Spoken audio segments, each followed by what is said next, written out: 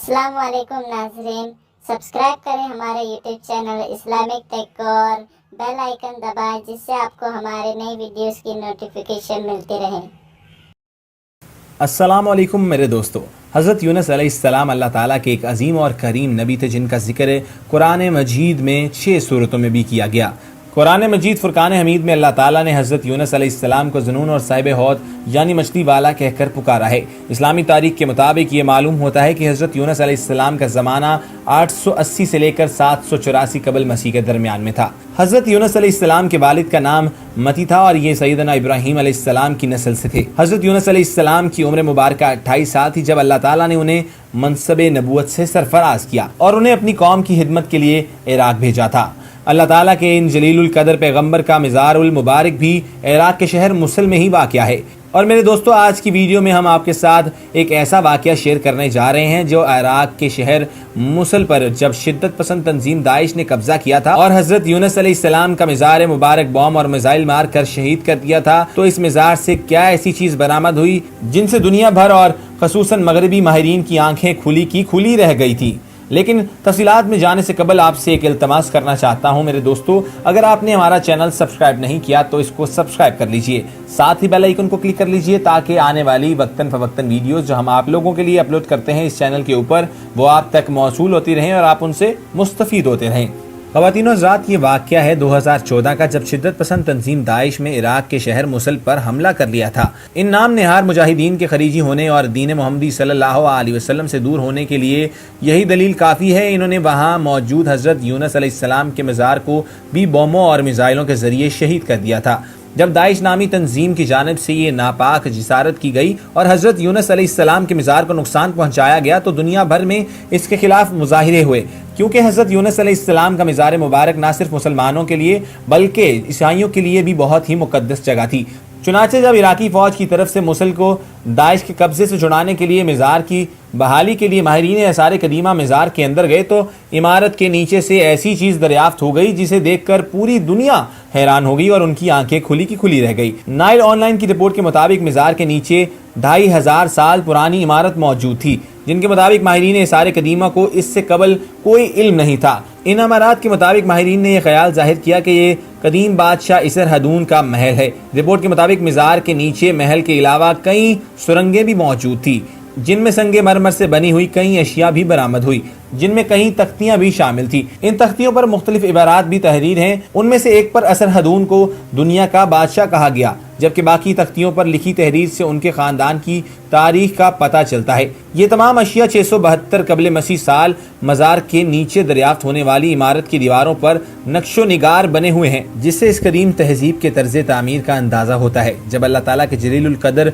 पैगम्बर हज़रत यूनुस अलैहिस्सलाम के मज़ार की इमारत को नुकसान पहुँचाया गया तो उसी तवस्सुत से फिर दुनिया के सामने एक नया जहां बरामद हुआ कि इस इमारत के नीचे एक पूरा शहर आबाद था। इस शहर की दीवार पर तरह तरह के नक्शो निगार बने थे और इन नक्शो निगार में सबसे ज़्यादा अहमियत मछली की ही थी। और मेरे दोस्तों, वीडियो की शुरुआत में हम आपके इल्म में ये बात ला चुके हैं कि कुरान मजीद में अल्लाह ताला ने हज़रत यूनुस अलैहिस्सलाम को ज़नून और साहिब हौद यानी मछली वाला कहकर पुकारा है।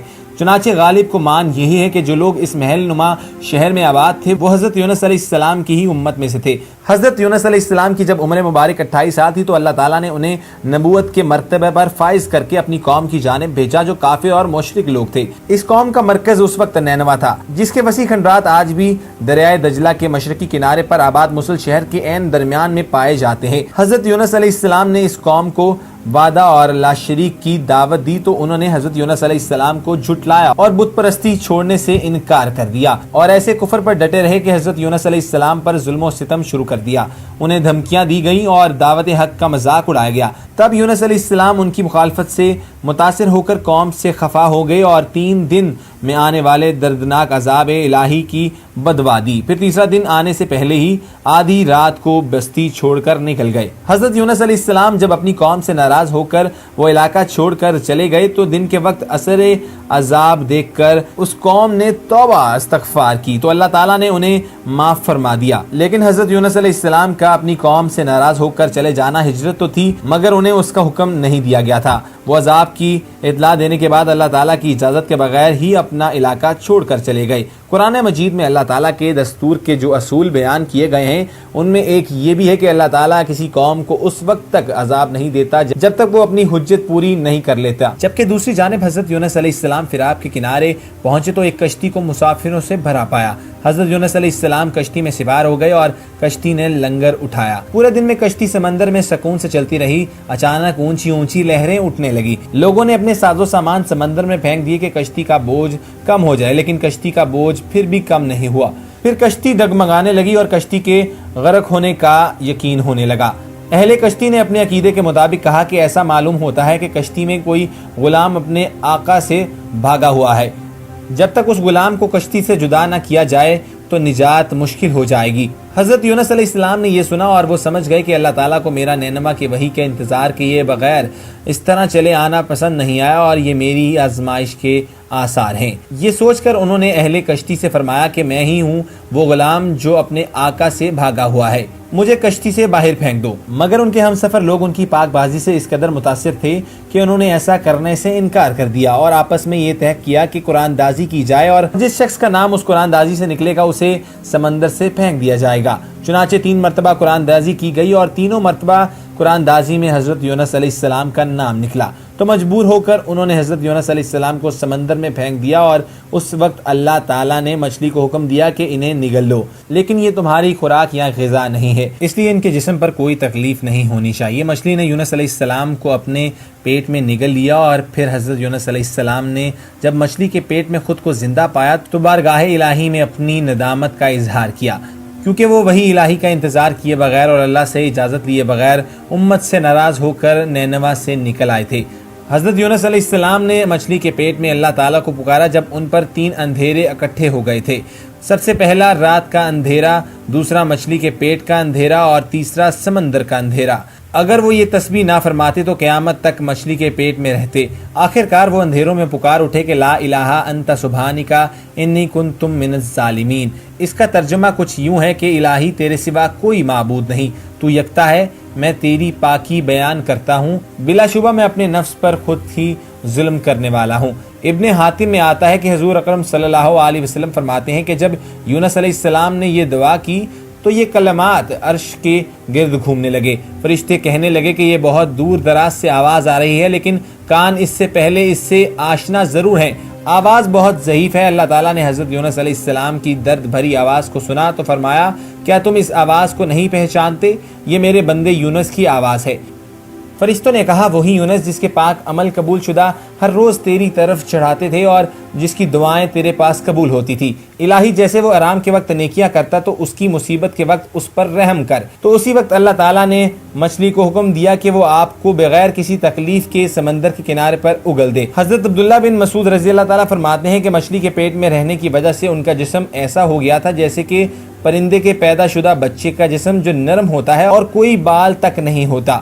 یونس علیہ السلام بہت نحیف نتما حالت میں خشکی پر ڈال دیے گئے۔ اس کے بعد اللہ تعالیٰ نے ساحل پر ایک بیل دار درخت کو اگایا۔ حضرت ابو ہریرہ رضی اللہ تعالیٰ فرماتے ہیں کہ جب مچھلی نے یونس علیہ السلام کو کھلے میدان میں ڈالا تو اللہ تعالیٰ نے ان پر کدو کی بیل اگا دی۔ اس کے علاوہ اللہ تعالیٰ نے ایک جنگلی بکری بھیج دی جو زمین کی گھاس اور جڑی بوٹیاں کھاتی تھی اور صبح شام آپ کو دودھ پلاتی تھی، حتیٰ کہ آپ کے جسم کی توانائی لوٹ آئی۔ حضرت یونس علیہ السلام درخت کے ہی سائے میں جھونپڑی بنا کر رہنے لگے اور وہیں پر اللہ تعالیٰ کی عبادت اور توبہ استغفار کو اپنا معمول بنا لیا۔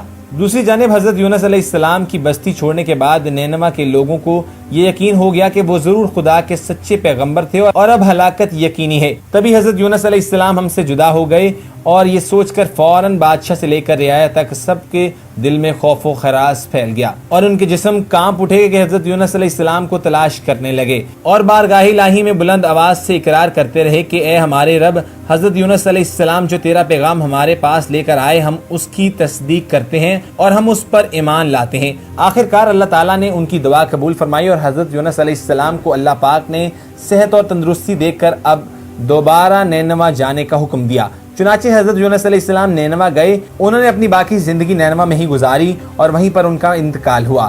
وہیں ان کا مزار مبارکہ ہے جس کے بارے میں ہم نے آپ کو آج کی اس ویڈیو کی شروعات میں بتایا کہ جب داعش نامی تنظیم نے اس مزار کو نقصان پہنچایا اور اس کے بعد اس کی بحالی کے لیے ماہرین آثار قدیمہ وہاں داخل ہوئے تو اس عمارت کے نیچے انہیں पूरा एक जहां बसा हुआ नजर आया। जो कुरान हकीम और फुरकान हकीम में बयान कर दिया, हज़रत यूनुस अलैहिस्सलाम के वाक़यात और उनकी उम्मत के अहवाल की मुकम्मल तस्दीक करते हैं। मेरे दोस्तों, आज की इस वीडियो का अख्ताम करता हूं और आपसे एक गुजारिश करना चाहता हूं कि अगर अभी तक आपने हमारा चैनल सब्सक्राइब नहीं किया तो इसको सब्सक्राइब कर लीजिए, साथ ही बेल आइकन को क्लिक कर लीजिए ताकि आने वाली वक्तन फवक्तन वीडियोस जो हम आपके लिए लेके आते हैं इस चैनल के ऊपर इस्लामिक और इन्फॉर्मेटिव, वो आप तक मौसूल होती रहें और आप उनसे मुस्तफ़ीद होते रहें। अल्लाह हाफ़िज़।